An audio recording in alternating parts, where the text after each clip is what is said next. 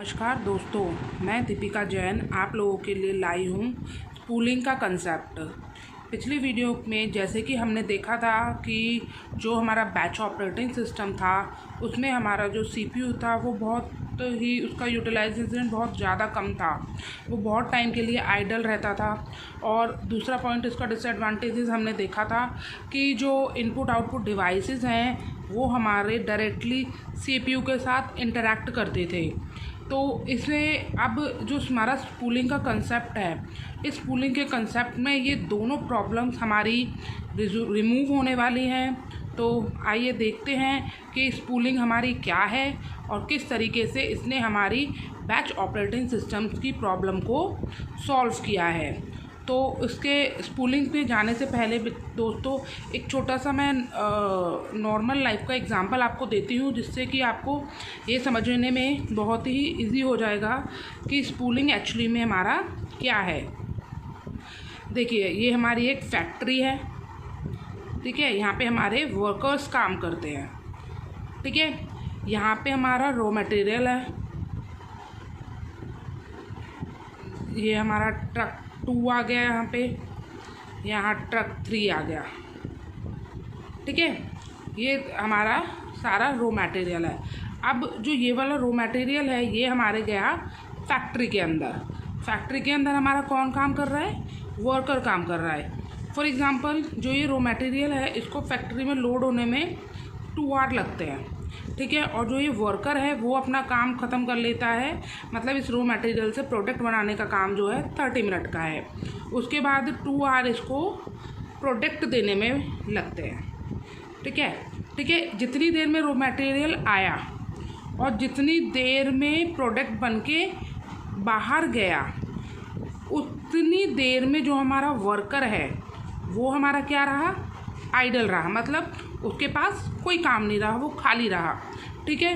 तो अगर मैं यहाँ पे एक गोडाउन ले लूँ, अगर मैं यहाँ एक गोडाउन ले लेती हूँ और जो जितना भी मेरा रॉ मटेरियल आ रहा है वो सारा मेरा एक साथ 2 घंटे के अंदर मेरा गोडाउन में एंट्री ले ली, गोडाउन में सेव हो गया, तो जो वर्कर है वो रॉ मटेरियल कहाँ से लेगा? गोडाउन से लेगा, काम करेगा, प्रोडक्ट भी कहाँ ट्रांसफ़र करेगा? गोडाउन में। तो जो हमारा प्रोडक्ट मतलब जो हमारा आउटपुट आएगा वो हमारा कहाँ से आएगा?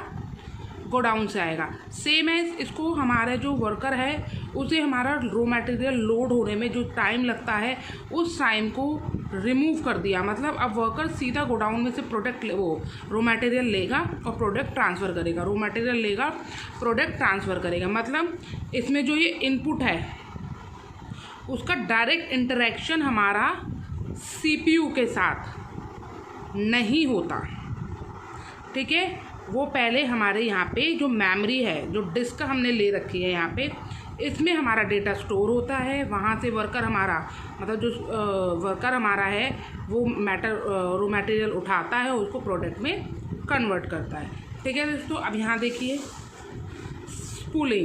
स्पूलिंग क्या है हमारा? साइमल्टेनियस पैरिफेरल ऑपरेशंस ऑनलाइन, ठीक है।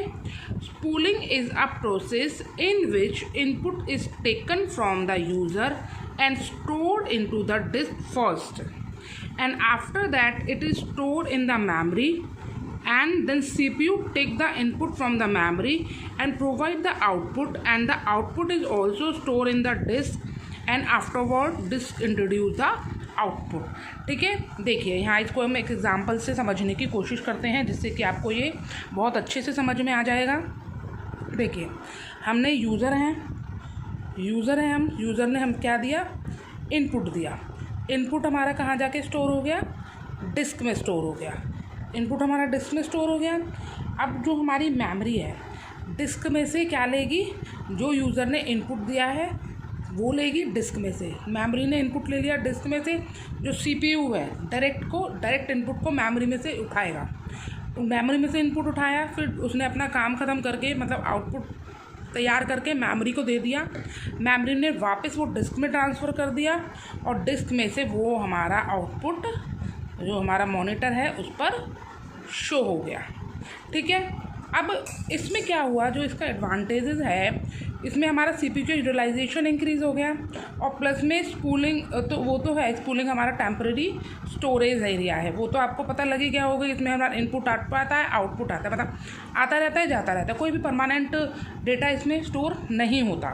ठीक है, अब आपको समझ आया कि जो हमारा बैच ऑपरेटिंग सिस्टम में दिक्कत आ रही थी कि जो हमारा CPU डायरेक्ट हमारा इनपुट आउटपुट से इंटरेक्शन करता था, मतलब यहाँ से इनपुट जा रहा है, आउटपुट यहाँ आ रहा है, ठीक है, इंटरेक्शन होता था डायरेक्ट CPU के साथ, वो नहीं होगा। प्लस में इसमें हमारा CPU जो है वो आइडल नहीं रहेगा, आइडल नहीं रहेगा। ठीक है, इससे क्या होगा, जब वो आइडल नहीं रहेगा तो हमारा CPU का यूटिलाइजेशन इंक्रीज हो जाएगा। ठीक है, that is the concept of spooling. Like spooling is just like as buffering होती है ना, जब भी आप कोई वीडियो ऑन करते हो तो उसमें कई बार प्रोसेसिंग चल रही होती है, आप कहते हो हाँ प्रोसेस में है, अभी लोड होगा, तो वो प्रोसेसिंग चल रही होती है। ठीक है, तो मतलब वो जो डेटा है वो हमारा बफरिंग में है, वो कुछ टाइम बाद लोड हो जाएगा, मतलब वो आपको रिस्पॉन्स देना शुरू कर देगा। ठीक है, यही होता है स्मार्ट स्पूलिंग ऐसा प्रोसेस है जो हमारा इनपुट है वो हमारा इनपुट लेता है यूज़र से और उसे डिस्क में पहले स्टोर करके रखेगा, उसके बाद जो इसे मेमोरी में स्टोर करेगा और जो CPU होगा उस इनपुट को मेमोरी में से लेगा और प्रोवाइड करेगा क्या, आउटपुट। एंड आउटपुट भी हमारा कहाँ स्टोर होगा, डिस्क में जाकर, और उसके बाद हमारा जो डिस्क है आउटपुट को इंट्रोड्यूस करा देगा, मतलब हमारे मॉनिटर पे हमारा आउटपुट स्टोर हो जाएगा। ठीक है, अब जैसे एग्जांपल एक और मैं आपको देती हूँ छोटा सा। जैसे हम कंप्यूटर पे कोई भी काम कर रहे होते हैं, ठीक है, हमने मल्टीपल जो रिक्वेस्ट है हमने कंप्यूटर में एंटर कर दी, ठीक है, तो लेकिन CPU तो एक बार में एक काम करेगा ना, ऐसा तो नहीं है वो हमारे सारे काम को सॉल्व कर करके हमें एक साथ ही सारा कंप्यूटर पे दिखा रहा है, नहीं, ऐसा नहीं होता। हम कंप्यूटर पे कोई भी रिक्वेस्ट दे रहे हैं, ठीक है, वो रिक्वेस्ट हमारी स्पूल में जाकर स्टोर हो जाती है, फिर उसके बाद वन बाय वन जो CPU है हमारा उस रिक्वेस्ट पे वर्क करता है, देन हमें हमारा रिस्पॉन्स मॉनिटर पर शो करता है। ठीक है, तो इस केस में हमारा जो CPU है उसे आइडल नहीं रहना पड़ता। ऐसा नहीं है कि हमारी एक रिक्वेस्ट आ रही है वो 2 घंटे लोड होने में लगा रही है और इतने में हमारा CPU कोई काम ही नहीं कर रहा है और उसके बाद वो उसने रिक्वेस्ट ले ली, उस पर वर्क कर दिया, फिर वो इतना टाइम आउटपुट देने में लगा रहा है, तो फिर इससे हमारा CPU बैठा हुआ है, मतलब वो इंगेज रहा, वो एक ही रिक्वेस्ट में इंगेज रहा, एक काम से ज़्यादा काम वो कर ही नहीं सकता। लेकिन जो स्पूलिंग की हेल्प से क्या होता है, उसे वेट नहीं करना पड़ता, वो अपना प्रोसेसिंग करता है, दूसरी उठाता है, फिर प्रोसेस करता है, फिर तीसरी उठाता है, फिर प्रोसेस करता है। That is the concept of spooling. आशा है कि आप लोगों को बहुत अच्छे से समझ में आया होगा। धन्यवाद।